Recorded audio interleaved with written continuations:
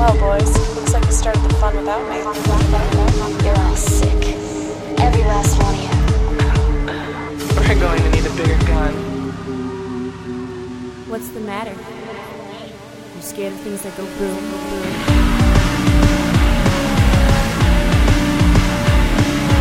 Give me one goddamn reason why I shouldn't blow your goddamn brains all over that goddamn wall.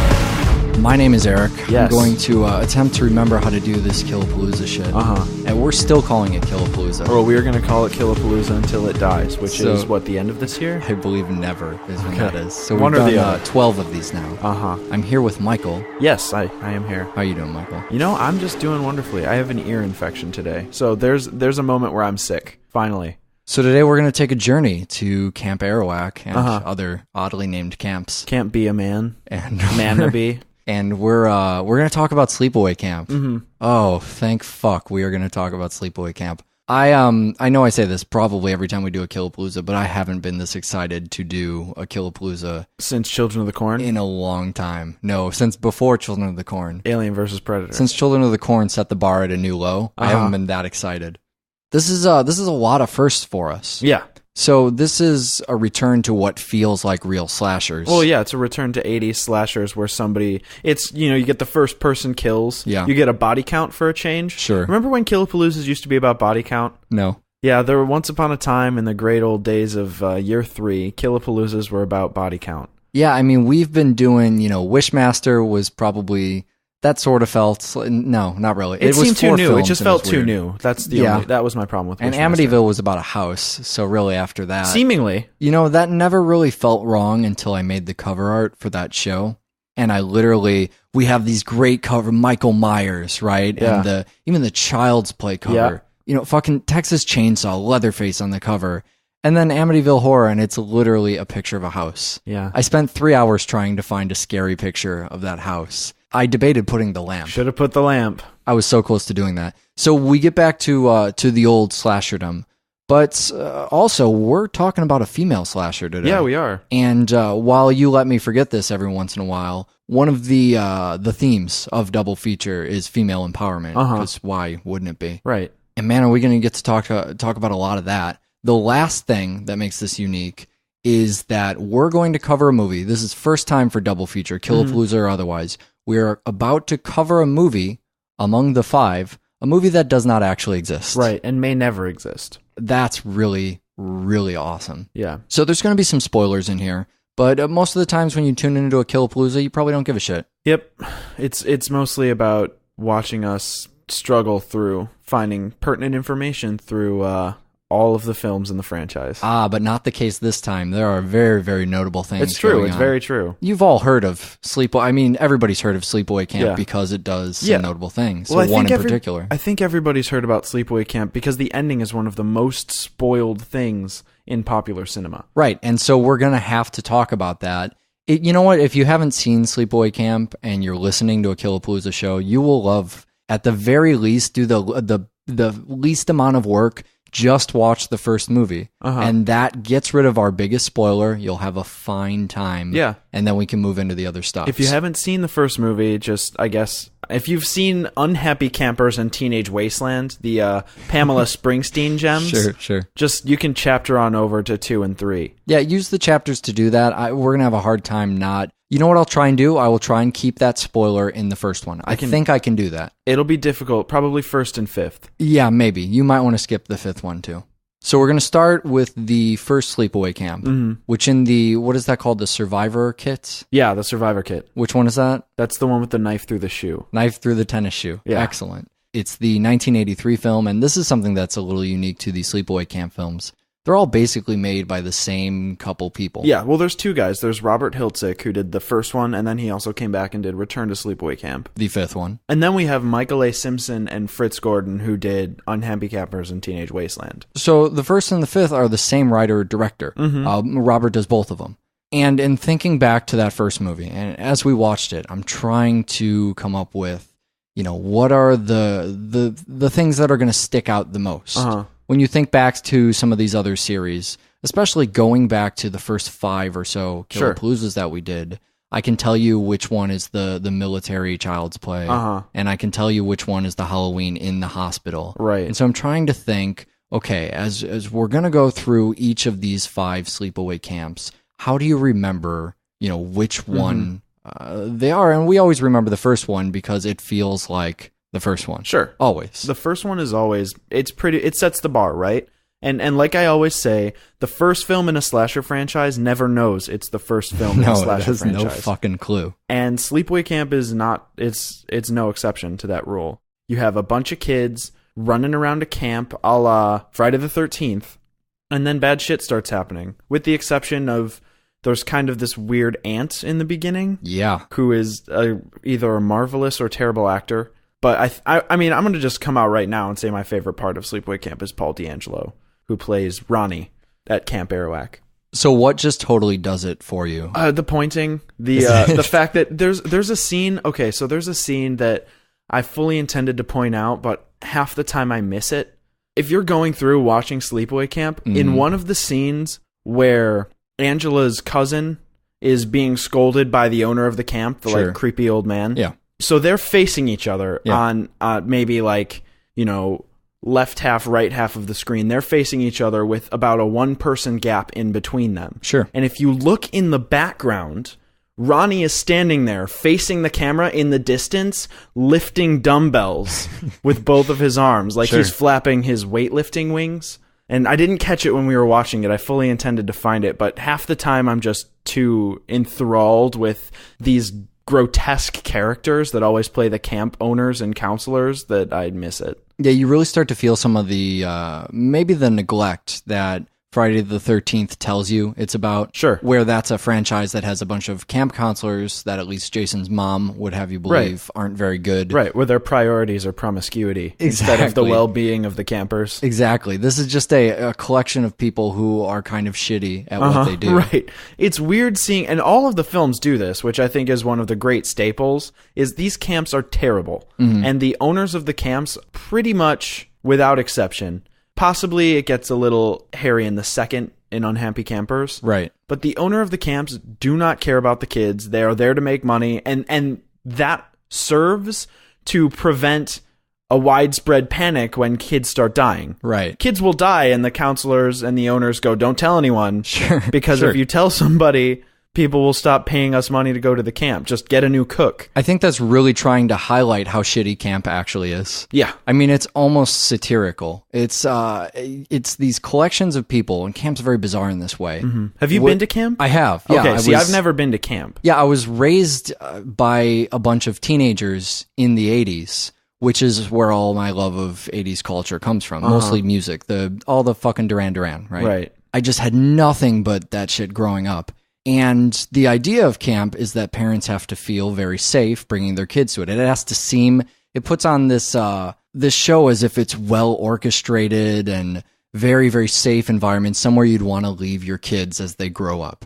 However, it's just a bunch of teenagers who don't give a shit about anything. Right. And so it's almost this stage show that's happening, as people are being dropped off. And then you get there and nobody fucking cares. It's barely held together. It's one of those things almost, if you've ever walked into a business and just thought, how is this place in operation? How do they stay open? How does this collection of idiots run this place? Right. That's basically what camp feels like. I mean, that's pretty much what especially the first Sleepaway Camp movie feels like. You have a bunch of terrible people, one nice female camp counselor who always coddles the lead. Sure. And Ronnie. Or a Ronnie-esque character. He's TC later on. But you just have one other nice counselor, and then a nice female counselor, and everybody else is a bitch. So I think you really hit it when you were talking about it being an 80s slasher film. Sure. And maybe even more so than our franchises, you really see this, there with the Terror Train, April Fool's Day kind of. What's the one I always forget I watched? House on Sorority Row. Yeah, that one.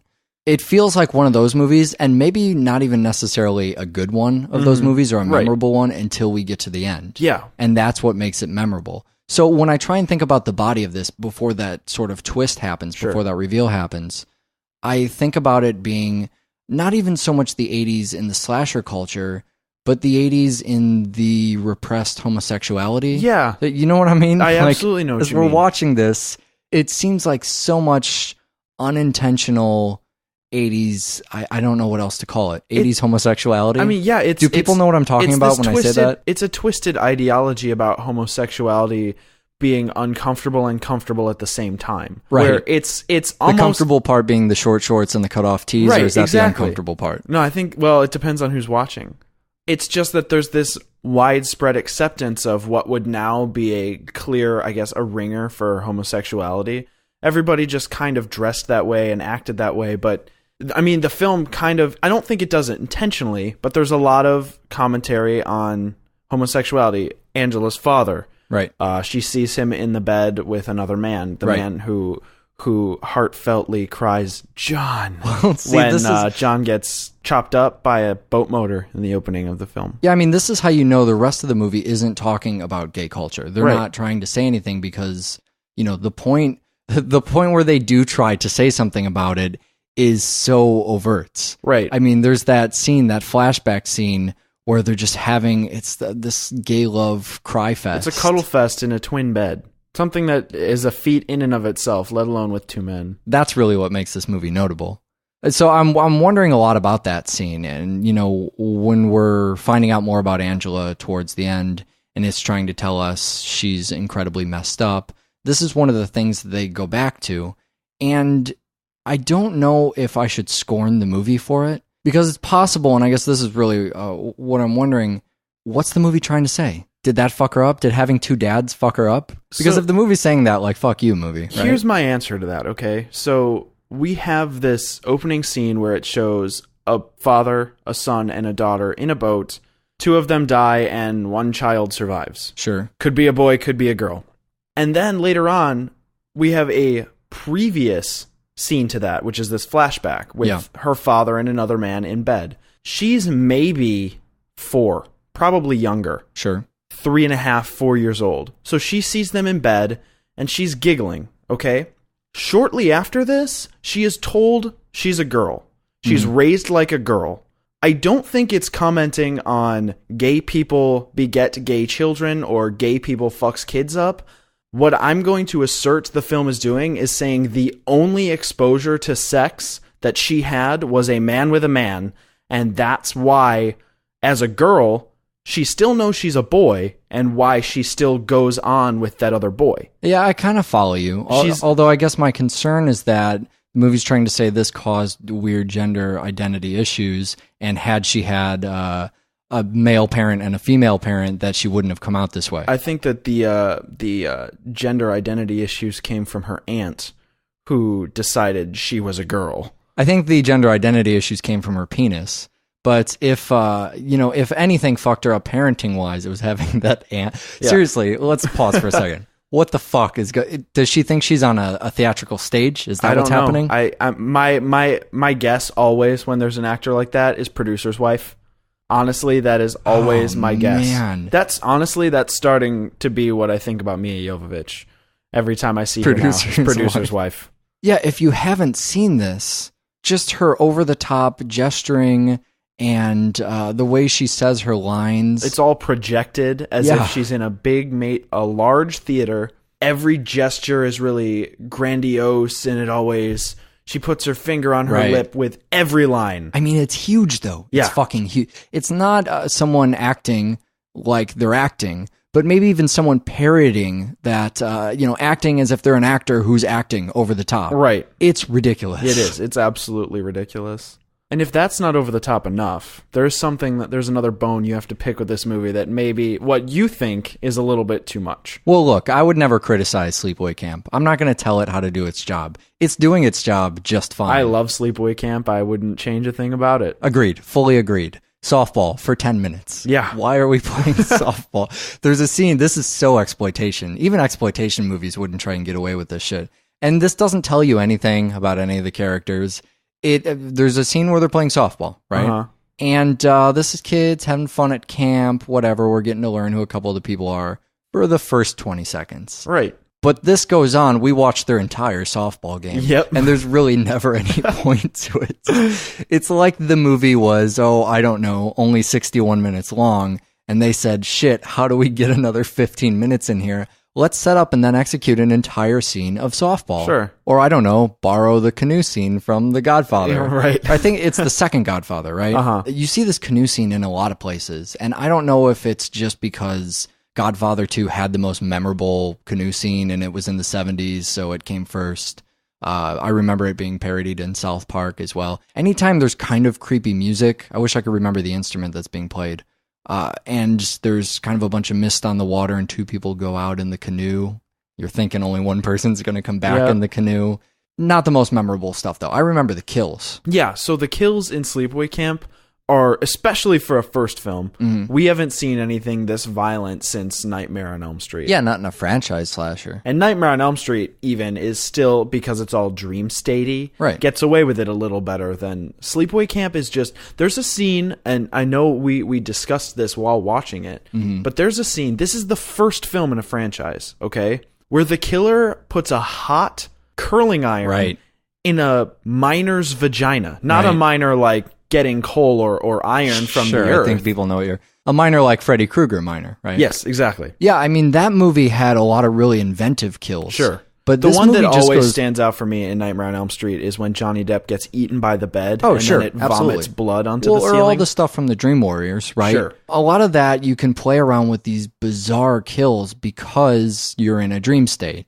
In Sleepaway Camp, these are not supernatural kills. Right. In fact, let's go ahead and commend the series right now for never being supernatural. That's true. It's just a person killing other people. Yep. 100% of the time. And so we have the curling iron one, although that one went a little more artsy than gory. Sure. It did the silhouette shadows sort of thing. But then there's the one with the boiling. Oh, yeah, where the boiling water gets poured on the guy. Yeah, and he right? just sizzles away on the floor screaming. Sure. And so that is one of my favorite things about Sleepaway Camp. The other thing that I like is even if you know the ending, the film painstakingly goes through trying to mislead you, and it doesn't do the thing that a lot of films do, where it will intentionally, constantly mislead you. Pieces did this, right? I don't know if you remember Pieces back at the Music Box. but the film is constantly going, maybe it's her cousin, maybe it's this guy that's into her, it could be this counselor who thinks she's being unjust, it could be Angela, but it's probably not Angela. No. Turns out it is Angela, and the reveal is probably more terrifying than anything you could have expected it to be at the end of this film. Yeah, I think the movie sets you up because she's so quiet that she's going to be the survivor girl. Especially as these movies started coming out one after another, it didn't take very long to realize, all right, we have a final girl. That's just the formula for the movie. That's how if somebody is killing, there's going to be a lone girl running away at the end. And what better lone girl than the quiet, mousy one that everyone hates? Yeah, well, she's finally gets to have her moment where she stands up and becomes a strong, empowered female. Sure. So you're wondering, is that going to be the moment that everyone in the camp, turns to her? Or is she going to do something to save another girl at some point? Or because it's a strange dynamic that everybody hates her, that she has no friends. And that's enough of an interesting piece of that character for you not to question. You think that's kind of where the hook is, that's what's going to make this movie a little bit different. But of course, Angela is the killer. And so if you're unaware of this twist, and you couldn't heed our warning, of course. Or even if you know the twist and haven't seen it. I came to this film having an idea. I mean, you can't do a show like ours and not know about this. People email us about this. Sure. This is just one of those things. I was among the people who knew what the ending was. I believe I'd even seen a clip of it through a documentary or Google Images. Well, I know you're big into Felissa Rose, and you can't Google her name. I know. I do have this love of Felissa Rose from, and I think it's mostly from, documentaries. It's a perpetuation of her nerddom, is what it is. She is. She's really nerdy, and she's into slashers. And so she shows up in these different, I can't remember the specific one. I think she was in, there was a really good Jason one. His name was Jason. Yeah, right. I think she's in that as well as probably some other stuff. And whether that was the specific one that talked about it or not, you just come to find out some of these infamous endings. I'm fairly certain of this, and send us an email and correct me, but I believe Felissa Rose had no idea what the ending of the first Sleepaway Camp was. I don't think she knew that she was being body doubled or whatever happened there. I think she just made that great face, and then she saw the movie and was just surprised. She might be the first person who didn't know how Sleepaway Camp 1 ended. That's true. But I wasn't prepared for how this was actually brought to the table here. Something about the mixture of, you know what it is the movie's mostly playful the rest of the time, and it's kind of blasé about what it's doing, and it's not the sharpest, 80s slasher movie that's ever existed. But when you get to that ending, the tonal shift there is incredible. Yep. It goes from the sort of movie that could play softball for 10 minutes. Sure. A movie that takes place mostly on a shore in the sunlight with a bunch of fucking dull kids. And then all of a sudden there's one standing there completely naked, only nudity in the movie really, completely naked and gory and has a penis. Yeah. And making a terrible face and a growling noise. Oh God, and the sound she's making, right? So it's Angela, and that's already kind of, I guess we're getting confirmation of what was going to become the twist, what everybody kind of realized at this moment. But also Angela is standing there naked, and also she has a penis. And the sound, the whole thing is sensory overload. There's just too much shit going on at once, and the movie exploits that, and it exploits it fucking hard. Yep. So once you know that, and you can go back and watch the movie, that creates a lot of interesting points about what this is as a slasher film. You have a killer who we're sympathetic for through most of the movie. Right. It's not just guess who the killer is, which a lot of these slasher movies do. Sure. Instead, the killer turns out to be somebody we really liked. It wasn't just one of the three people who stand around in the back of the scenes and, did it turn out to be the cook or the counselor or... second ambulance driver? Exactly. It turned out to be the lead who we liked and felt bad. She's awkward and kind of shy, and we're sympathetic of her. And you know what? Once she's the killer and she's maiming people, if we have enough of an instant to consider it, I think we would still be sort of sympathetic. Yeah. Sure. They're showing us this backstory. That's how we kind of know where the movie's going once that scene finally happens. And she lost her dad, and she was kind of tormented as a kid. And clearly, here she is still being picked on at this camp. Maybe it's okay that she decapitated that young boy. I would never go that far, but it's. I think that speaks to a lot of what I love about Felissa Rose too. If I have to kind of consider what is this newfound obsession I've had even before seeing this movie with Felissa Rose. It's the nerddom, but even as I'm watching this, I feel sympathy, and she kills somebody, and once I know she's the killer, I want to see her kill more people. Yeah. So maybe I'm dwelling on this a little bit, and that's fine because it's probably my favorite it's really my favorite slasher scene. Yeah. I think I can say that hands down. My favorite scene in any slasher movie, and maybe this will make a lot of sense, used to be the ending of the first Jason. And it's something that, that Hatchet kind of pays tribute to. And a lot of horror movies just steal that moment because it's so great, the end of that first Jason movie. And this feels tonally like the same kind of moment. And by first Jason movie, you mean first Friday the 13th, which is technically not the first Jason movie. Yeah, I guess that's true, right? But the first Friday, the boat scene. Sure. It's that scene that just hits you really, really fast, and it kind of stays on it for a second, and then the movie just fucking ends. And you're left going, holy shit, I can't believe it. Nothing up to that point even matters. You can't believe that just happened at the end, and there were so many elements to it, you just sensory overload. And that's what you're left with at the end of this movie. And then you don't get Felissa Rose back, which is a little sad to me. Well, it's kind of sad, but at the same time, we get into the second film, and I just want to say right off the bat that I think the Sleepaway Camp sequels have the best titles. Can I do this? Would you mind? Because I know I always mock absolutely the naming system. And God, are we going to get into the naming system when we get to a fourth film that is not considered a film because it doesn't exist and how that affects the other numbers? But at least for the first three, they all follow Sleepaway Camp and then a number. Yep. I'm okay with that. And afterwards, they have their silly little title. But the titles are so good. So I will do this series, and this series alone, the honor of saying, this one is called Sleepaway Camp 2, Unhappy Campers. Okay, so I'm going to just say this now. I'm going to acknowledge that I'm saying it, and that way we don't have to worry about accidentally making puns during the course of this. Sleepaway Camps 2 and 3 are very campy films.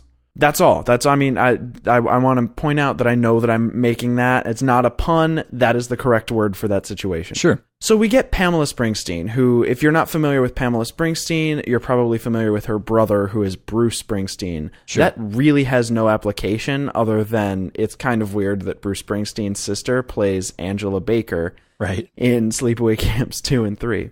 But she's great. She's amazing. She's so good. She's not Felissa Rose, but it's, and we'll discuss it probably when we get to the fifth one. That might be okay. I think it's definitely okay. Because we don't have to, we're not 100% sure about Felissa Rose's capabilities doing stuff. Yeah, and we'll talk about it more during the fifth film. But she was the shy little girl. Let's just consider only the evidence that's presented to us here. Right. She was the shy girl with not a lot of speaking in the previous movie.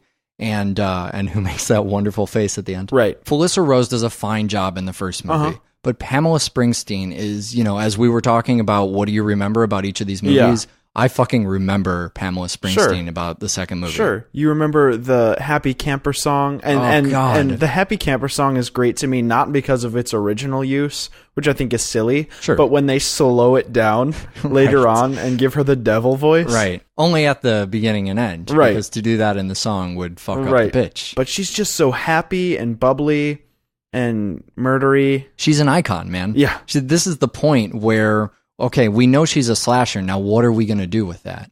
And so she has, this is a lot of weight on her shoulders.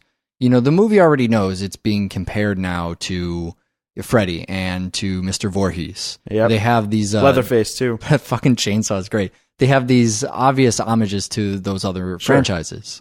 So rather than just count on the fact that people will see this because it's a sequel and that's just what people do, it has to make this the slasher. We have to actually want to follow her. Sure. And it could have relied upon the gimmick of the previous film. It could have talked about that a lot. It could have brought that up in the mythology quite a bit, but it really doesn't touch on it. It's mostly just look at this bubbly camp counselor slaughtering these other students in pretty brutal and fantastic ways. Yeah, it's very brutal, and the whole thing is under guise of motivation of, I would say, religious overtones, but it's really not. It's just kind of social accepted overtones, because she doesn't like gossips. She doesn't like people who do drugs. She doesn't like promiscuous people. Right. She doesn't like people who talk too much. It's just about very, very superficially justified when she kills people. But she's always doing it because she thinks that they're not a worthwhile human being. And that's why you come to camp, is to really figure out if it's worth living. Or to get a drill in your eye. Some of the scenes are gory, but I find that Sleepaway Camp relies a lot more on just knowing what happens and feeling like that would be a terrible thing. The curling iron is a perfect example. Yeah. But here, the burned alive scene, being burned alive would be really fucking awful. Yeah, it would be terrible. By necessity, not really very gory of a death.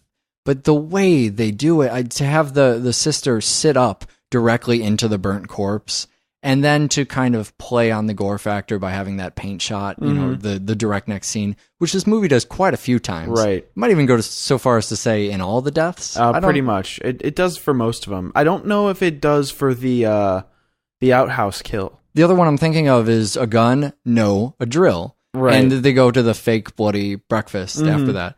But in this one, you were talking about the point of view kind of scenes that were set up. And, I think the best one has to be the first Halloween, right?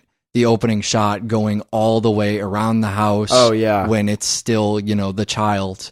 Just one of those painfully laborious scenes to create. Here we have a point of view shot of the victim.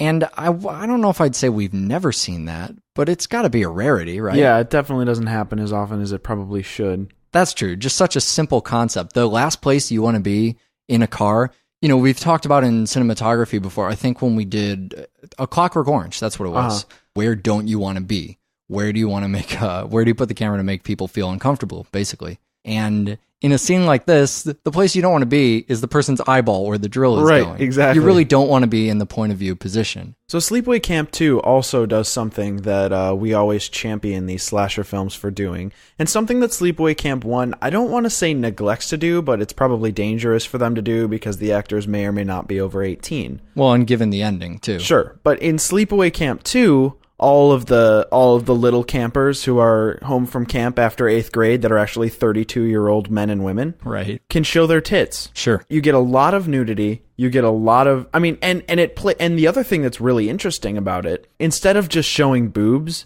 the film plays it into the storyline. Angela doesn't like seeing boobs. Right. And some of these characters flash boobs for no reason. Sure. The one thing that always stands out to me in this film, and I know this is stupid, but I'm just hoping that somebody in Podmanity watched this and questioned it.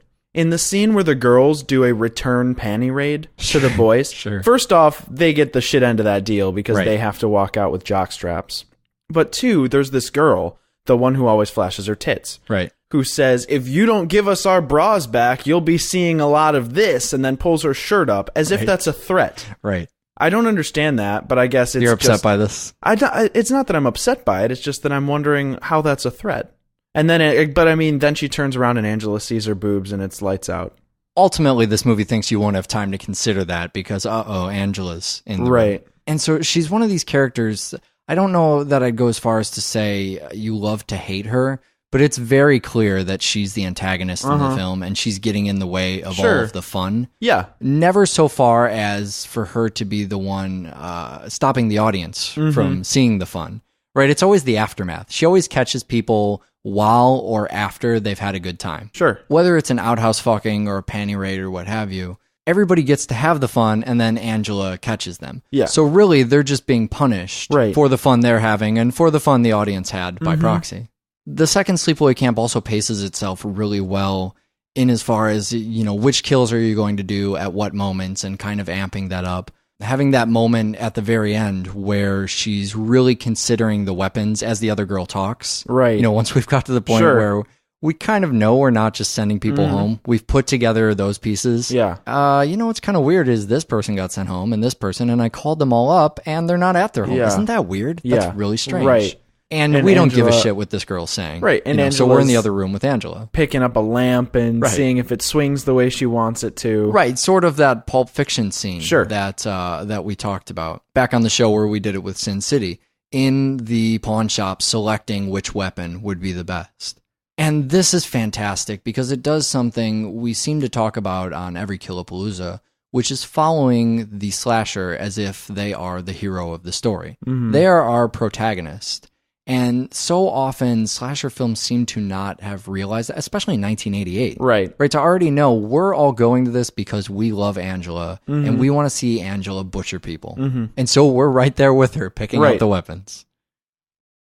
I was so happy to find that she was back for the third Sleepaway Camp film. Which is called, if you will, Sleepaway Camp 3, Teenage Wasteland. Okay, so Sleepaway Camp 3 Teenage Wasteland does about three things that I think are absolutely glorious. One is I think it's the first slasher film in a franchise. Now I know My Bloody Valentine does this, but I think this is our first franchise slasher film that has a song about the movie. And it has that metal song where they Sure, keep right. shouting Sleepaway. Right. And how your parents put their trust in you. Sure. So that one thing that I love. Well, that tie-in became a thing as, you entered the sort of MTV generation. Sure. Well, Freddie had one with Dream Warriors. Oh, yeah, that's and right. then there was one with Jason as well. And we talked about that a little bit in Reform School Girls. Yeah. But again, 1988, I think this may have had a heads up on everybody else. Sure. So that's one thing that I love about the movie. I think it's a silly joke. I thought you were going to say this was the first experiment in sharing, which, I love experiments, but Yeah. not sure that's necessary. That's actually I think that's what I really like about it is this weird idea.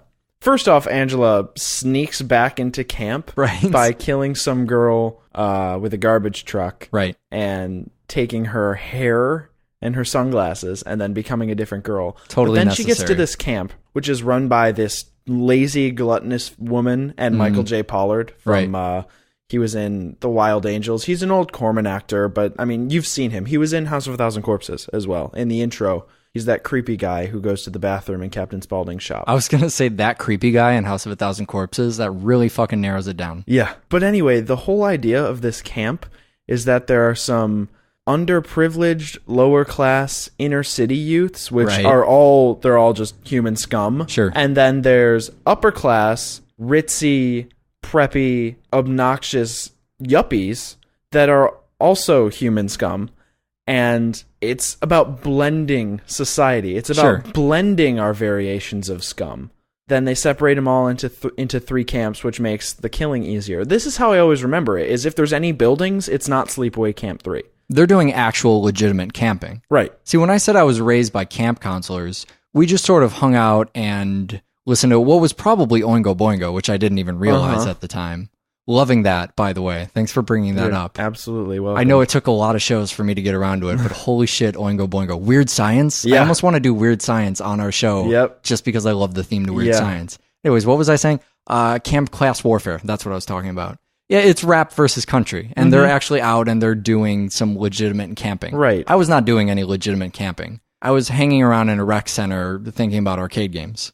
They have to pitch tents and light campfires. And they have to do spray trust paint falls. stuff. Oh my God, trust falls, Michael. Yeah, and the trust walking with the blindfold, just the whole 9 yards of real life camping, or what I would imagine is real life camping. That's sort of in the handbook, right? You start talking about your astrological sign, I guess, right? That's a good conversation starter. Yeah. That's how the experiment in sharing should always start. Right. And what wasn't it? It was in the last year we all learned that astrology is total bullshit, right? Yeah, I believe it was just within the last few months here. No, it was longer than that because they added a new sign, or rather didn't. And then are you totally oblivious to all this? I have no idea what you're talking about. This was literally, this is another one of those points where something is on the news a lot for 3 or 4 days and you don't watch the news. So most of the things on the news, not a big deal. Right. Will not affect your life. But you are living proof of that. I remember these things that happened. Kind of like when we talked about the bees in The Happening. It all blows over in 3 days. I have no idea what's going on in the news. Like, the thing is if it doesn't pop up on, like, the Yahoo homepage or something, I have no idea. I know that there's Japan has got some issues. I know that's going on. I think that's a little bit of old news. No, they just got it. I should cut you off before you get fired from your new gig at Aflac. Okay, sorry. Let's get back to me being mad about trust excercises. Oh, okay. Have you ever had to do trust exercises? You know, Is there anything to I these? hate them. Tell me about this. So let's use the trust fall, right? Because that's the funniest example. Yeah. So you fall backwards, I'm supposed to catch you, and if I catch you a bunch, then you feel like you totally trust me. All right, now does that work? Here's the rationale behind trust falls that people don't understand. Is that no one catches you? Well, no, it's no one ever catches you, right? That That's when you do a trust fall, if somebody calls out, "Okay, guys, trust falls," you go, "They're going to catch me." I hope they're strong enough to hold me up. Right. It's not about whether or not you trust them to catch you, because if somebody calls out, "Hey, we're doing trust falls," I will always assume they're going to catch me. My fear is not trusting them, it's that I don't know if they can hold my weight. If they're prepared for the situation. Right, exactly. And the other thing is if you do it with a bunch of people you know really well. For example, me and my roommates are doing like an improv thing. I don't want to talk about it. My one roommate keeps opening all of our rehearsals with, "Let's do some trust falls." And I'm always going, "You guys are really good friends of mine. The second you say, 'Let's do trust falls,' I question my amount of trust with you. Because if you think we need to strengthen our trust by doing trust falls, I think maybe you don't trust me as much as I trust you, and now I'm uncomfortable." Fuck, you were reading into this pretty deeply. That's really what goes on with trust falls, because there's no actual rationale. They don't actually strengthen anything except maybe your forearms. Just team building exercises in general, I'm pretty sure are all bullshit, but I've never seen any amount of skepticism behind that. Yeah. Actual study or science. Sure. I think 90% of the room when they hear trust falls groans and says, trust falls. But I don't know if we have any hard evidence. I would love to see a study on trust falls. Yeah. Maybe bullshit season O. I suppose it's enough, though, that the film's on the right side of the fluoride debate. That's one of my favorite jokes. So, talking about age and doing a lot of drugs, and when I was young, our town didn't have any fluoride in the water. That was fucking great. One of the things the movie brings up is, why don't they have any pictures? That's a really good point. And I'm glad somebody asked that. It's almost how a lot of the modern movies have to make a point of showing you that the cell phones don't work. Why wouldn't they have pictures of Angela? And so at least they, because nobody liked her, man. She was very unpopular with the campers. I think it's because cameras are considered fun, and Angela probably would have killed you if you had one. It's probably true. But those conversations are part of upping the ante, where they bring in a cop. Sure. So well, there's they a cop bring in around they now, bring in the so- cop who's the father of the kid whose head was in a TV by the end of Unhappy Campers. Oh god, we didn't even talk about that set, that grody, disgusting set. That was just fucking perfect. But there's great stuff towards the end of this one too. You have the buried alive lawnmower scene, Right. as if buried alive, not enough, right? So we're gonna add a lawnmower to the mix there too, and that's one that is just. It's so iconic. It's so what this franchise, what Pamela Springsteen is about as Angela. I remember the song from the second movie. I remember it because the third movie shows it again. That's one of those moments, but I definitely remember singing while filling up the grave and running someone's head over with the lawn. It's female slasher fun. Yep. It's exploiting the slasherdom. It's exploiting the franchise. It's exploiting Pamela Springsteen. It's exploiting having a fun, happy camper woman. There is an awkward edit in that. And I made a point of looking this up because we were all confused about it when it happened. But there were some pretty severe edits made to this movie because of, I'll give you a guess on this one. I'm going to go MPAA. God, fucking MPAA. Yeah, so what they did in editing is basically say, we don't give a shit. Let's cut away as awkwardly as possible. Maybe not with the foresight to think in years people will watch this and know that we were forced to edit it down. But I'm not sure. You've just started your foray into editing, which I really wish we would have got your Final Cut conversation on air, because it was pretty amazing, your frustration, and it really is terrifying, right? It is. It's absolutely horrifying. Final Cut, not Final Cut 10, but Final Cut, I guess 7. Yeah. It's a weird gap there. There's 2 windows, and where does the thing play, and rendering, right? The fun of rendering. Oh my God. But what's a better technique for editing? So you've just made this glorious artistic piece. You've spent 6 months, 3 years of your life, whatever, trying to get this film together. You get it together, and it's simple and bloody and amazing. And then the MPAA says, gotta cut it. So do you go the artistic route? Do you say, let's make some careful edits here so I can maintain some integrity and create still a wonderful film that will go out? Or do you say, fuck that noise, I'm just going to butcher it terribly so that everyone will know somebody else made me destroy this masterpiece here? I think that, so we have My Bloody Valentine, right? My Bloody Valentine, the original 80s version, had a lot of severe edits for the MPAA, and then when the special edition came out, they included them in a version of the film where you can watch it with the excluded material, but it's not color corrected, all the lighting's funny, everything gets weird when it cuts to it. Right. So I don't know, I think you just cut it down and try to make it look as decent as possible without losing the effect of the scene. If you have to. I mean, honestly, my first answer is fuck MPAA, release your movie. Yeah, false dichotomy, right? Those are not the only 2 options. But if you feel like you have to do one or the other, you just try to maintain as much integrity as possible. Man, that wasn't a planned segue at all. But the second you said maintain integrity, I remember we forgot to talk about Angela has a gun in this movie. Oh yeah, that's true. Slasher has a gun. Did Chucky have a gun? I think he did have Was Chucky the other one? Yeah, I want to say at one point. he does. He has a gun in the third one, in the military one. Okay, so this is not unprecedented territory as far as the Killapaloozas go. Still a little weird. It's cheating to have a gun, right? It is cheating. Maybe not if you're a doll, because you're at a major disadvantage. Sure. Whatever, if the leprechaun didn't need a gun. The leprechaun doesn't need to have movies. I think it's come time then to talk about Sleepaway Camp 4. The Survivor. I'm going to try and do this, but it's really, the facts are a little hazy. Everything's kind of weird with this. I mean, basically, the reason its existence is on this Killapalooza is because when the Survival Kit, which was the first 3 Sleepaway Camp films, boxed together, came out in 2003, 04, 06, something like that. Whatever. They threw in an extra disc of Sleepaway Camp 4 The Survivor, but it's like the undiscovered footage. Sure. And it's a bunch of shitty, like, running through forest footage, which later ends up to cut a trailer. Yeah, right.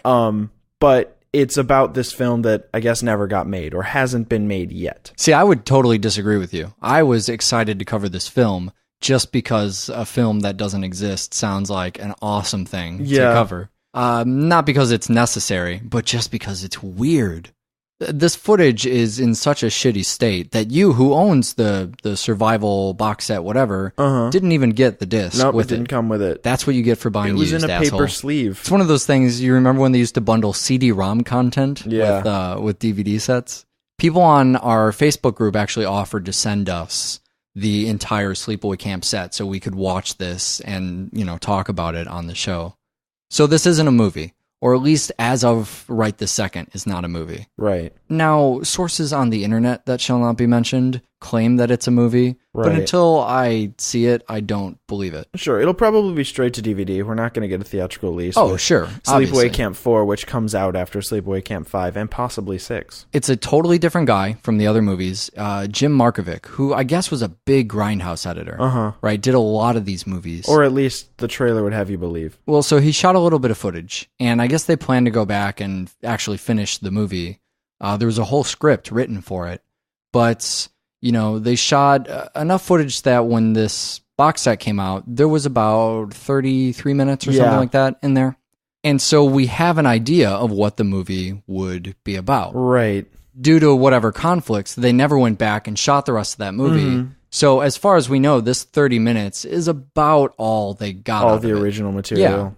Yeah, we're looking at what amounts to a bunch of unedited dailies, a lot of repetitious... I mean, the fact that they're showing us multiple takes leads me to believe they're really scraping the barrel here. Yeah, so essentially all of the footage gets cut to a trailer for a film whose plot is this. A girl who may or may not be Angela Baker from the first Sleepaway Camp movies has bad dreams or nightmares about camp, goes to a doctor... Doctor tells her maybe you should go back to Sleepaway Camp to discover some repressed memories you have of what went on there. I know this is becoming my motto, but why wouldn't you? Yeah. So she goes to Sleepaway Camp, which in the footage looks like a forest. Sure. And Sleepaway Preserve more than Sleepaway Camp. Sure. And she runs afoul of a police officer and then makes friends with a hunter. And who I guess are on bad terms. Is that? Yeah, I think they're on bad terms with each other. A lot of this didn't even have audio associated with it, so we're really trying to piece it together based on a work print that came out. That I haven't even seen the work print. Right. All I've seen is this footage. I assume that's the same for yourself. Yeah, absolutely. So write-ups of a work print. Sure. And then these very basic details you can get out of this. And so she starts regressing and realizing that she was at Sleepaway Camp when the original massacres were happening. Right. And still doesn't know if she was Angela Baker, but starts kind of feeling like she's Angela Baker, maybe. Right, because I think the idea was that the cop sort of attacked her or wanted to fuck her in that really weird scene they shot. Right. And the hunter's kind of defending her, and so her sort of animalistic, as these killings start happening, then she starts to wonder, all right, am I Angela? Sure. At this point in the film, from my understanding, it cuts back to a greatest hits of the first 3 Sleepaway Camp movies.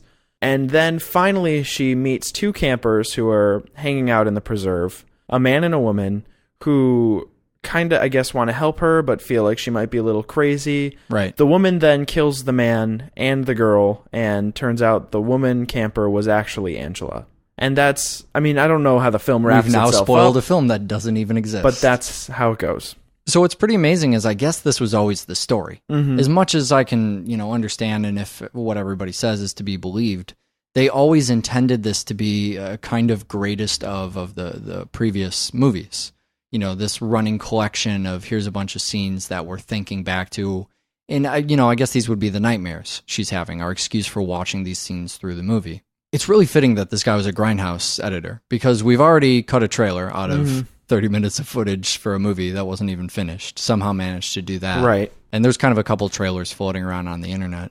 But his plan was to use previous footage from other films, something that's basically never done in a way that feels okay. How many times have we complained about that? Every time we see a trailer, really. Well, I just meant in slasher movies about bringing up the previous movie and then showing the scenes from it. Oh, yeah, giving that's a true. sort of previously on Jason. That's, yeah. Or which franchise was it that did a lot of that? Wishmaster? Oh, my God. Leprechaun. Doesn't matter. They all did it. It's terrible. Going back to the earlier films is just a big no-no in slasherdom. Yeah, you can't just re-show the footage. It's so fucking cheap. At least reimagine the footage, right? but don't reimagine the whole fucking movie. See, these are very strict rules you have to follow to not upset slasher fans.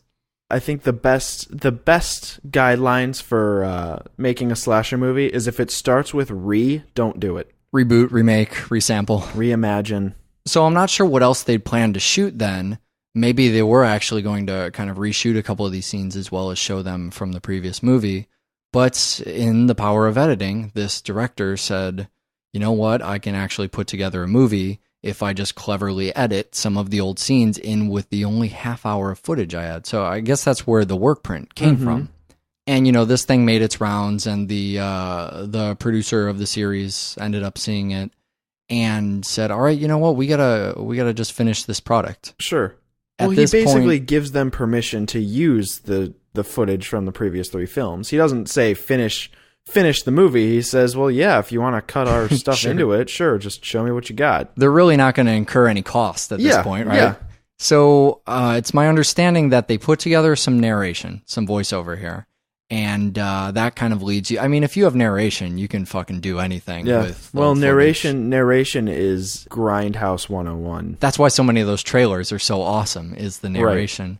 How great would that be if all of Sleepaway Camp 4 is actually narrated in Grindhouse fashion? That would be amazing. With the voice. Oh, that's totally not the case, is it? And then it turns out that the voice was Angela Baker all along. How do I know so much about Angela Baker? Because I am Angela Baker. Rated X.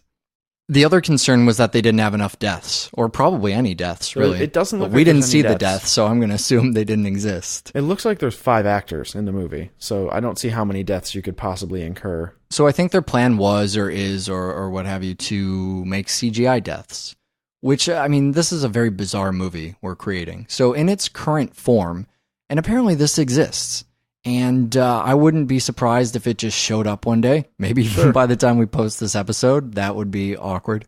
Or 10 years down the line. But in its present form, it's about an hour and 10 minutes. So thumbs up already. And it seems like a completed story. Now, this makes it even weirder because if it came out today, this would really be a lost film coming out. They didn't reshoot a bunch of stuff that they already shot to make it look modern. This is going to look like an 80s slasher film. It's going to come out and no one will have seen it. They even made a fucking poster for the thing already.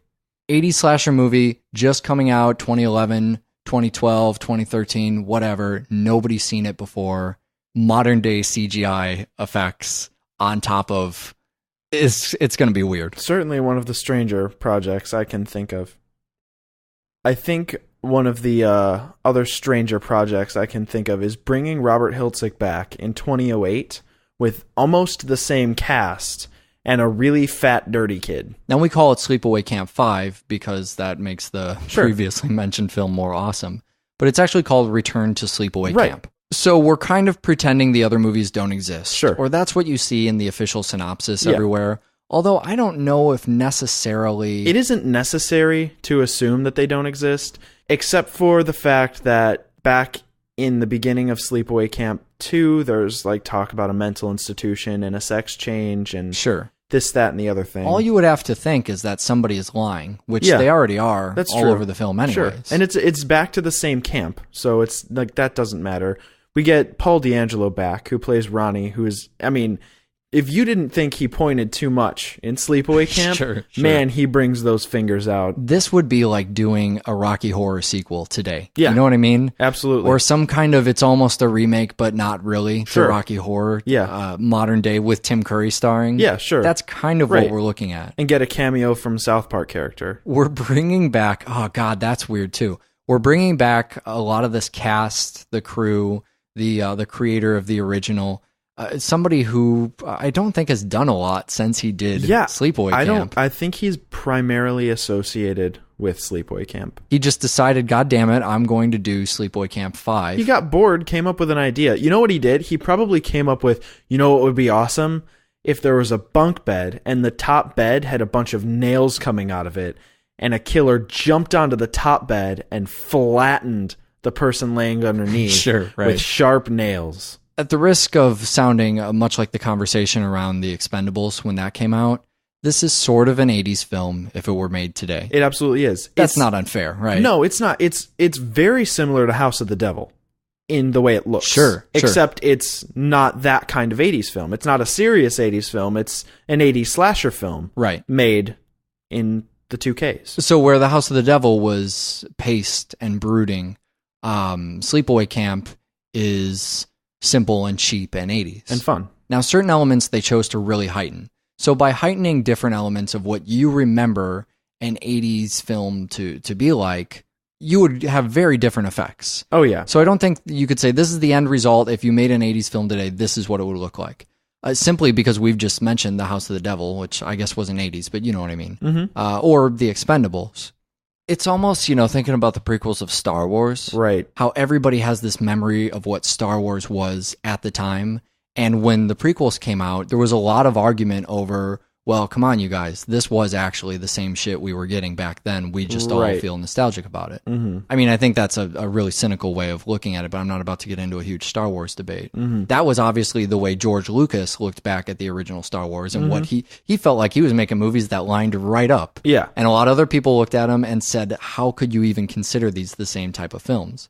And so that's the result we're getting with Sleepaway Camp. You're either going to look at this and say, yep, 80s film goes right with the other ones, or you're going to say, how the fuck are you expecting me to sit through this? Right. And I understand the position of people who might look at this film and have a really hard time. There is something that kind of grinds against me for about the first 60% of the movie. I think it's that there are no likable characters. That's everybody probably what sucks, it is. except for again Ronnie. I think Ronnie is always okay. Yeah, see, I wouldn't say no likable characters. I would just say everybody sucks. Yeah. I think that's getting to the heart of the problem. Fuck these people. Right. Fuck all of these people. Who are these people? Who likes these people? Who hangs out with these people? They're not only all rejects, but I hate them. I hate every one of them. Except, strangely, that cop with the voice thing. Oh yeah, that cop it's a righteous cop, always there in the nick of time. So you might be thinking that this is where I'm going to start talking about how I love Felissa Rose again. But instead, let's talk about everything this movie steals from South Park. Yeah. Weird. Well, certainly it steals a big red shirt, an apron, and some blue jeans. Yeah, that's also, the less subtle stolen material. A chef played by Isaac Hayes, called the Chef. He does everything short of making salty chocolate balls. It's really, so this is Isaac Hayes' last role, which is funny to me. A lot of people look at that and think it's sad because he had this career and whatever, and I think it's funny. But it's a red shirt and an apron that really should say chef on it. I think if they wrote the word chef on it, it would be copyright infringement. Yeah, but would point. South Park really sue them? This is hilarious. I had no idea that this existed, that there was a real life version of the cartoon chef. Or that there was a mildly different version of Ned from South Park. Right. Both in the same movie. So I won't talk much about the fat kid and how I hate him and I want to punch this film in the face. Dirty. I think it's the dirt, too. He's dirty. just gross. These scenes are kind of like watching snot run out of someone's nose at 24 frames a second. Right. But there are moments that are so extremely effective that it makes it worth getting through. I'm thinking about that boiling scene, the frying scene, I guess, in this movie. There's a lot of tension there. I mean, a lot. The music is already kind of agitating, but it's insane how good of an effect that is. It's really one of my favorites. He's being held over that deep fryer, and, 10 or 20 seconds in, he'd fall in, and that would just be what happened. But this scene seems to go on for an eternity, and it really does get more effective as it goes on. It feels worse and worse. And then when he finally goes in and comes back out, his face, just seeing it fucked up and bubbly, and it just makes everything worse. It's terrible. It works so well. Well, all the kills in this movie are right back to the gross, insanely gory. The one that I always like, I mean, I mentioned the bed one. That's probably my favorite. Sure. But close second for me is the sharpened broomstick. Oh, right. Through the hole in the floor. It's an example of this movie milking the kills for all they're worth. I mean, every kill, especially the, if I called it the snip and toss scene, would people know what I'm talking about? I think they ought to. That might not be vulgar enough. It's the one where the guy's cock is pulled off of his body and then drugged down the highway. Sure, which is immediately followed up by a woman who gets wrapped in barbed wire at 45 miles an hour. Yeah, and that whole sequence goes on it's longer than the fucking softball sequence. It is. And sometimes that's agonizing to watch. Well, it's always agonizing to watch, sometimes in a good way, I guess I should say, and sometimes not. But sometimes it's really amazing. The ice beer scene you were talking about is just so playful and it's so perfect. I love they keep looking through that hole and you're like, who's going to get it in the eye? When's it going to happen? Every time they lean over it, you're thinking, don't do that. Right. Stop leaning over the hole. It's not just anybody who's seen a slasher film. Any human being watching this movie knows when they see a spear coming out of the ground and someone goes, oh, I should put my eye up to that. You're just screaming at it. It borders on paying tribute the way something like Trick or Treat did. Sure. But I think anybody really gets this. The whole time you're squealing at it. If the people had managed to stay in the theater, this movie didn't come out in theaters. If people had managed to stay in the room long enough to get to this point in the movie, I don't see how anybody isn't loving it at this point. Yeah, absolutely. And I mean, the last kill in the whole movie is that boy who's skinned, laying on the floor, gurgling and bleeding. It's one of the grossest, most obscene images, surrounded by skinned frogs. Really disgusting. Just mixing disgusting, almost trauma-style disgusting moments and 80s slasher stuff. I guess even the nasty stuff I'm not going to complain about. My only complaint, oddly, is around Felissa Rose.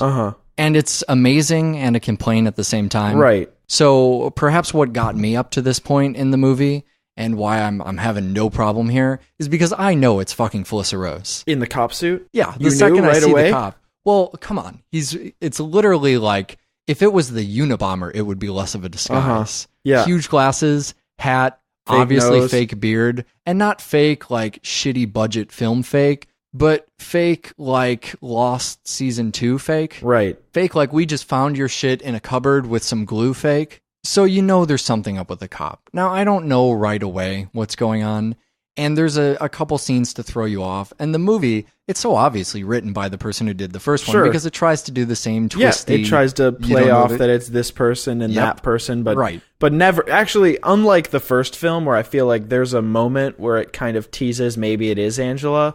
Return to Sleepaway Camp always uses the cop as like a tertiary character who shows up and does some stuff but isn't actually in the movie. Sure. It almost tries to set up the cop as a second ambulance driver. Right. But because there are so few characters in the film that the cop still has weight and lines. Yeah, you know who your pretty direct options are, and then you wonder who are the three people we talked about standing around in the background. Right.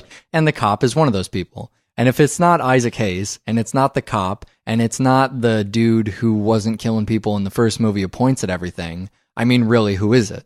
And so I cheated a little bit because I knew Felissa Rose comes back. And I'm just expecting her to show up at the end. The scene that throws me is when the cop is talking to her brother. Also came back, also kind of weird. Same actor, looks like white trash version of Eli Roth. So then there's the killer wearing the hoodie. The other kind of pay no attention to the cop wearing the fake beard that's obviously movie fake. Now this upsets me because for a second, this is before I realized that it's Felissa Rose. I'm thinking, okay, that's Felissa Rose. We haven't seen Felissa Rose yet. She is the killer because because I imagine this director, this writer just hangs out with the 5 people from the first movie that he put in this movie as well. And so if this is going to keep paying tribute the way it has, Felissa Rose is clearly in the film. I don't know why she's not the lead fucking character instead of this fat kid. So she's wearing the Scream hoodie. Then it becomes obvious that the cop is the killer because the killer has to be someone in the camp. They're not going to show you who the person in the hoodie is. And this is the point that I'm both delighted and no longer have a problem watching these agitating scenes because I know I'm watching Felissa Rose in a movie. She's in the movie in 2 roles, and neither of which you get to look at her beautiful, wonderful face. Right. You see her as a cop and you see her as a hooded figure, which honestly might not be her.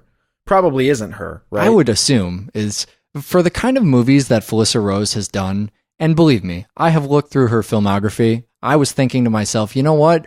Fuck you, Sleepaway Camp 5. I'll just watch a movie that actually stars Felissa Rose. Good luck finding one of those that's watchable. Yeah. They all look like they were filmed on circa 1990s, you can home hear the camcorder film while you're watching. You could hear the VHS tape winding, really. They just seem so painful, and I'm sure I'm going to watch about half of them anyways. That's a shame. You know, it's bad when you look up at, in horror, you've seen as many movies as we've talked about on the show or watched off the air, and you look up somebody's horror kind of filmography, And it looks the way you and I have described these actors we're not aware are in all of these movies that we've never heard. It's a realm of film that we weren't aware of. Right. We're very aware of this realm of movies here. And she's been in about 200 fucking movies since the year 2000. And I have never heard of any of them. Never even heard of any of them. Not one. And they're not like Sleepaway Camp homages. They're just weird horror movies her friends made. Anyways, back to my point. My point was that Felissa Rose is in this movie, this whole fucking movie, and I'm enjoying it because I'm like, haha, that's Felissa Rose. But you don't get to see her except for 5 seconds at the end. You see her at the end when she comes out and has been killing everybody, and then makes the face that she poses with everyone. The creepy laughing face, and then cuts to the blank stare. I mean, it would have been as if the entire first Sleepaway Camp, rather than pasting her head on someone else's body, had just starred that body the entire film. Right. And then at the end, what a twist, paste her head on it. Sure. It just enraged me, but I'm not actually enraged until the point where I see her and realize there's 5 seconds left. This is all the Felissa Rose I'm getting. See, the point that I felt would enrage you more is the fact that every time it fades to black, it doesn't actually cut to a commercial. It just cuts to more Sleepaway Camp 5. I'm starting to wonder, obviously this didn't make its way to theaters, but did they make it for TV? I mean, it's edited like it's a made-for-TV movie. Yeah, but I don't know how many dicks you can pull off on network or cable television. Yeah, that's probably true. Maybe this director's just been working a lot in TV. Or fading. Maybe he's just working a lot in fading. It's still wonderful. I'm blindsided when I see her. I am so giddy, so happy about it. I mean, is it a great... I love Sleepaway Camp 5. I know it sucks and that kid's fucking dirty, but... it's true. It sucks and that kid is dirty. But God, what a great fucking Felissa Rose. While the ending is never going to top the original, because the ending of no slasher film will ever top the original Sleepaway Camp. That laugh that just goes on and her face and that wide open smile and then just stares at the camera. Cut to red. Yep. Cut to black. Fucking awesome. I'm literally excited just thinking about it. No, right I can tell. So 2 things that I thought were really amazing. Now that we're done with all of these Sleepaway Camp films. And I guess this is kind of spoiler territory. The slasher doesn't die in every movie. Right. Actually, how weird the slasher is that? Never dies. I mean, that's kind of debatable. There's a moment in I won't even say what movie, but the slasher doesn't fucking die. Yeah. And we're not talking... that goes back to what you said in the very beginning, where it never goes supernatural. Sure. If Angela were to die, if someone were to kill Angela, unfortunately, sequels would have to stop being made. Yeah, I guess that's true. Yeah, that's what keeps it extremely natural. Even with Jason or Michael Myers, there has to be at least a tiny supernatural... Sure. They operate within physical boundaries. Right. But you can't kill them. And when you do kill them, because they die every fucking movie, the studios bring these guys back to life somehow, whether it's peeing fire on them or what have you. Usually peeing fire. Still the most ridiculous resurrection of any slasher. But here our slasher makes it out alive every time. There's no moral of the story. There's no There's no conclusion. The conclusion is everyone's dead. Yeah, we just actually finished I guess that should also be said too. Basically every time... we kill the entire cast. Right. There's no survivor girl here. We kill everybody. Yeah. And the only one that survives is the slasher. She wins. These are among the things that make Angela really my favorite slasher. Yeah. It would be really bold to call this the best slasher franchise, or I'm not going to say anything absurd like that. Sleepaway Camp is one of more of the oddities. A lot of people aren't. It's not borderline McDonald's toy material like Jason Voorhees is. Right. This isn't a Halloween costume that people have every year. This is fucking Sleepaway Camp. But still, franchise aside, this just has to be my favorite slasher. And I think the franchise, too, should be given a lot of credit because this is, really one of the most feministic kind of series. I guess it tops Freddy, right? The Freddy movies were movies where, the females combated the killer in every movie. It was never a movie about running away. I mean, thinking back to almost all of those movies, obviously there's the second one that had the really awkward sexual overtones, right? They're just tones at that point. But most of the other movies, the Nancy stuff, it's all right. Here's Freddy. Here's the story on Freddy. We need to hunt him down and kill him. Fuck, Freddy versus Jason was like that. Yep. The Dream Warriors is all, hunt down and kill Freddy. And obviously he's still a menace, and that's part of the great balance of A Nightmare on Elm Street, is that you have a scary slasher who's always winning, but not for long. Right. There's always a plan. Sure. And so that naturally portrays all of these women as great protagonists. They're always smart. They're clever. They have to come up with these plans. They know the things. I mean, all these kids know the things their parents don't know. So even though that was still about butchering young girls, and vaguely about pedophilia at points, I thought that was probably, I mean, if you want to make a call, like feminism, slasher movies, that's probably where you go, right? That would be pretty much up there. Except for Sleepaway Camp, where we have the female slasher. We have her completely empowered through especially the second and third movies, where she is on top of her game. Nothing even comes close. There isn't even really a moment where you think that maybe this is it for her. I didn't even realize until after we'd watched this entire franchise that she never dies, that she always wins. Yep. I was thinking back to these other slashers and their, the interesting sort of deaths and resurrections always part of the franchises. And that's when I realized we have none here. Because Angela always fucking wins, thusly by default, making her best slasher ever. No debate on that, I'm sure. I guess that's true. We have a website. We haven't mentioned it in a while, but we revised the site. We're slowly revising the site. I didn't really want to say anything because I don't want people to see it while I'm tweaking it. I think it looks mildly presentable at this point. Doublefeatureshow.com. Go to that and look at all the fun new things that as year 4 comes around will make more sense. Sure. Speaking of year 4... Also, this is the last time we're going to say this, donations. Yeah, so now we're not going to stop taking donations. We will never stop taking donations. We really need them. But yeah, we actually do, and it's been amazing that you guys have really stepped up in so you guys are technically the actual producers of the show. Sure. We have a slew of the usual suspects style producers, depending on what crime we're accusing them for. Beautiful. But you guys actually produce the show. But what we're going to do now is, now you get nothing for donating other than the show. The prize of getting in for the year-end show where we were taking the donations and people in the list. I don't have to explain it anymore either. No, you don't. You really don't. This is all you have to say. 7 more days. 7 more days. Once the next show, if you were planning, you've been listening every week and you've been hearing us say, donate to the show and maybe you can pick the last movies. That's coming up. This is the end of our, I keep wanting to say fiscal year, but we don't have any fucking money. This is the end of the telethon. No goddamn budget. This is the end of the telethon. If you are hearing this right now and you have not donated, which, again, seriously, thank you to everyone. It's insane that we're able to run a show with the production values we have off of donations.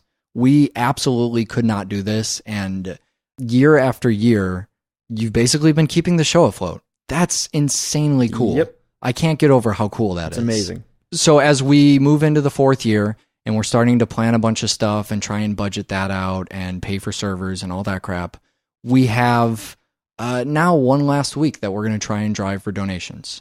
So if you would still like to have a chance to pick the final movies this year, double feature, 2 people are going to pick some movies, we're going to pair one of each of them together, create a super awkward double feature, and you're hearing the sound of our voices, this is the last time to do that. Do that now.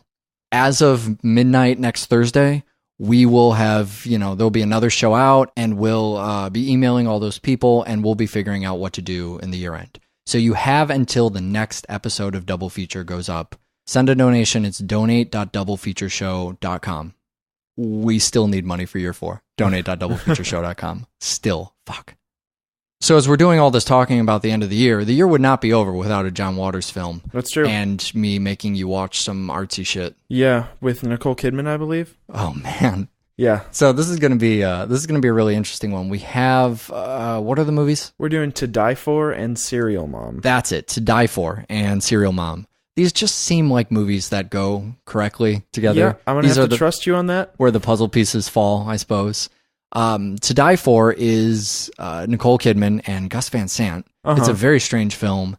And Serial Mom is it's a fairly usual John Waters affair. Yeah. But there's also some fucking bizarre things about that. And so we're just going to keep with the women doing the slashing. I'm totally okay with that. Sounds like a good time. Watch more fucking film. Bye. These grotesque characters that always play the camp owners and counselors, that I'd miss it. Yeah, you really start to feel some of the maybe the neglect that Friday the 13th tells you it's about. Sure. Where that's a franchise that has a bunch of camp counselors that at least Jason's mom would have you believe aren't very good. Right, where their priorities are promiscuity instead of the well-being of the campers. Exactly. This is just a collection of people who are kind of shitty at what they do. Right. It's weird seeing, and all of the films do this, which I think is one of the great staples, is these camps are terrible. And the owners of the camps, pretty much without exception, possibly it gets a little hairy in the second in Unhappy Campers. Right. But the owner of the camps do not care about the kids. They are there to make money, and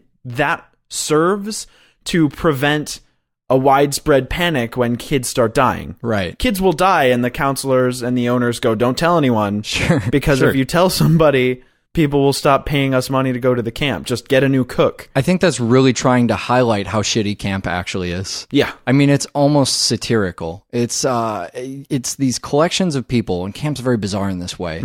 Have you been to camp? I have. Yeah, Okay, I've never been to camp. Yeah, I was raised by a bunch of teenagers in the 80s, which is where all my love of 80s culture comes from. Mostly music, all the fucking Duran Duran, right? Right. I just had nothing but that shit growing up. And the idea of camp is that parents have to feel very safe bringing their kids to it. It has to seem, it puts on this show as if it's well orchestrated and very, very safe environment, somewhere you'd want to leave your kids as they grow up. However, it's just a bunch of teenagers who don't give a shit about anything. Right. And so it's almost this stage show that's happening, as people are being dropped off. And then you get there and nobody fucking cares. It's barely held together. It's one of those things, almost if you've ever walked into a business and just thought, how is this place in operation? How do they stay open? How does this collection of idiots run this place? Right. That's basically what camp feels like. I mean, that's pretty much what especially the first Sleepaway Camp movie feels like. You have a bunch of camp. The fifth one. And then we have Michael A. Simpson and Fritz Gordon, who did Unhappy Campers and Teenage Wasteland. So the first and the fifth are the same writer-director. Robert does both of them. And in thinking back to that first movie, and as we watched it, I'm trying to come up with, what are the things that are going to stick out the most. When you think back to some of these other series, especially going back to the first 5 or so Killapaloozas that we did, I can tell you which one is the military Child's Play, and I can tell you which one is the Halloween in the hospital. Right. And so I'm trying to think, okay, as we're going to go through each of these 5 sleepaway camps, how do you remember, which one they are? And we always remember the first one because it feels like the first one. Sure. Always. The first one is always, it sets the bar, right? And like I always say, the first film in a slasher franchise never knows it's the first film in a slasher franchise. No fucking clue. And Sleepaway Camp is not, it's no exception to that rule. You have a bunch of kids running around a camp a la Friday the 13th, and then bad shit starts happening. With the exception of, there's kind of this weird aunt in the beginning. Yeah. Who is either a marvelous or terrible actor. But I mean, I'm going to just come out right now and say my favorite part of Sleepaway Camp is Paul D'Angelo, who plays Ronnie at Camp Arawak. So what just totally does it for you? The pointing, the fact that there's a scene. Okay, so there's a scene that I fully intended to point out, but half the time I miss it. If you're going through watching Sleepaway Camp, in one of the scenes where Angela's cousin is being scolded by the owner of the camp, the like creepy old man. Yeah. So they're facing each other on maybe like, left half, right half of the screen. They're facing each other with about a 1-person gap in between them. Sure. And if you look in the background, Ronnie is standing there facing the camera in the distance, lifting dumbbells with both of his arms, like he's flapping his weightlifting wings. And I didn't catch it when we were watching it. I fully intended to find it, but half the time I'm just too enthralled with the... I was so close to doing that. So we get back to the old slasherdom, but also we're talking about a female slasher today. Yeah, we are. And while you let me forget this every once in a while, one of the themes of Double Feature is female empowerment. Because why wouldn't it be? Right. And man, are we going to get to talk about a lot of that. The last thing that makes this unique is that we're going to cover a movie. This is first time for Double Feature, Killapalooza or otherwise. We're about to cover a movie among the 5, a movie that does not actually exist. Right, and may never exist. That's really, really awesome. Yeah. So there's going to be some spoilers in here, But most of the times when you tune into a Killapalooza, you probably don't give a shit. Yep. It's mostly about watching us struggle through finding pertinent information through all of the films in the franchise. But not the case this time. There are very, very notable things. It's true. going It's on. very true. You've all heard of Sleepaway. I mean, everybody's heard of Sleepaway Camp because it does some notable things. So Well, one in particular. I think everybody's heard about Sleepaway Camp because the ending is one of the most spoiled things in popular cinema. Right. And so we're going to have to talk about that.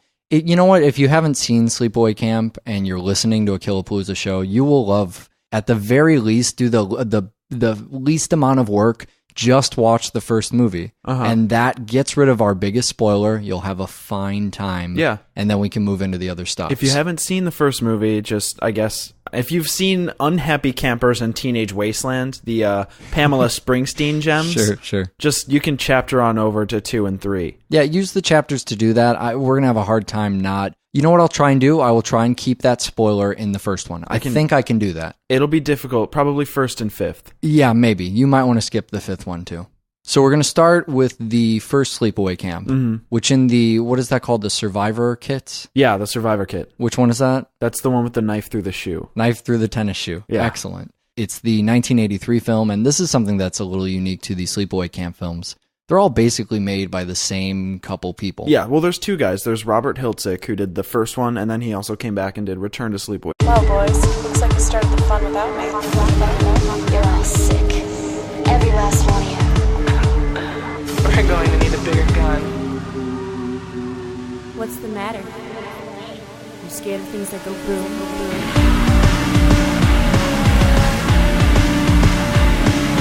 Give me one goddamn reason why I shouldn't blow your goddamn brains all over that goddamn wall. My name is Eric. Yes. I'm going to attempt to remember how to do this Killapalooza shit. And we're still calling it Killapalooza. Well, we're going to call it Killapalooza until it dies, which is, what, the end of this year? I believe never is when that is. So One we've or the done other. 12 of these now. I'm here with Michael. Yes, I am here. How you doing, Michael? You know, I'm just doing wonderfully. I have an ear infection today. So there's a moment where I'm sick, finally. So today we're going to take a journey to Camp Arawak and other oddly named camps. Can't be a man. And Man to be. And we're going to talk about Sleepaway Camp. Oh, thank fuck we are going to talk about Sleepaway Camp. I know I say this probably every time we do a Killapalooza, but I haven't been this excited to do a Killapalooza Since Children of the Corn? in a long time. No, since before Children of the Corn. Alien vs. Predator. Since Children of the Corn set the bar at a new low, I haven't been that excited. This is a lot of firsts for us. Yeah.